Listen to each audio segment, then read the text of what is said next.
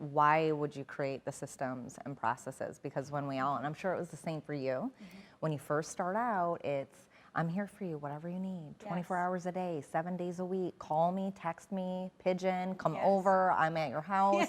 What do you need? Am I scrubbing the floors? Am I also painting? I'm here to do it all. You need me to pick up your kid? I'm there. Groceries, I'm also always at the grocery store. So it's kind of over the top because you have so much time. You're so excited. You just want the deal to go through. You want people to be so happy with your service. And then as you get busier, because you created those raving fans, they're referring you to people, your business is growing, all of a sudden this one-stop shop, open 24 hours a day, 7 days a week, just doesn't work. There's no way. I mean, we're human, we're not robots, so you can't keep up with it all, and that's what ended up happening to me. And it wasn't that I couldn't have dedicated, because I know a lot of realtors, especially solo agents, that dedicate an ungodly amount of time, right, to their business. And it's just unfair.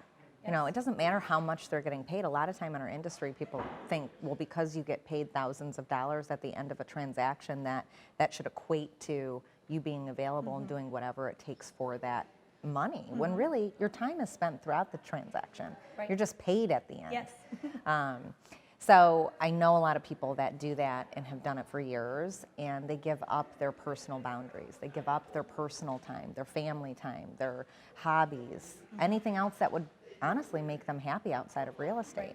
And that just wasn't an option for me. I've been a mom for a long time, and so once I got busier and service inevitably fell without this standard of service that, you know, I didn't have. It was like, whatever you want, I'm there. Whenever you need me, I'm there, you know. So it forced me to create the system, create a process, which was, you know, what's reasonable? What's a step above reasonable? How do we create a 5-star service plan that's definitely going to make us feel good about what we're doing, have our clients be excited and happy. And so we do it. You know, I mean, it's once a week.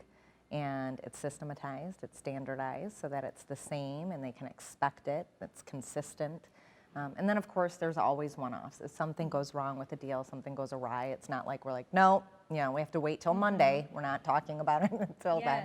I mean, you have to handle things that come up, but it's just, you know, you set those expectations up front. Here's what's reasonable, here's what we do, you know, and then you have to then follow through. What's important for people is that they know that you're on top of it. So as long as you're giving them the response that they expect, you're good to go. Communication is one of the biggest complaints in our industry. Yeah, it's number one. So you said that weekly follow-up Mondays you do for all clients? Yes. Okay. Yep, so there's a checkpoint Monday. Essentially is weekend work, what happened throughout the week that you need to know about, and then your next step. Whether next step is simply no news is good news, no news means, you know, hey, next week we're most likely going to have to talk about price, marketing plan, etc. So it's a touch point and it's what's coming next, always. And so as far as system process, do you usually do a combination of email, call, text? Yeah, or that's a great question. Or is it just like email, or text? Especially, I mean, we're in 2019, everyone texts. Right, everyone does text or message, right? Everything's social media now. And I can't tell you how many relationships I've started through Messenger on social media. Okay, so this is how we do it. We, in the very beginning, we get a communication rhythm going with our client. What do you prefer? How do you want to be communicated with? And then we set expectations. This is what we are going to do. And even if it's not their form of communication, we always start with a phone call. Hey, this is what we're doing. We're going to leave you a message, and we follow up with documenting it. That way, no matter what, there's no crossed wires, everything's documented. Most importantly, people forget they're busy. They have busy lives in between selling their home or looking for a home.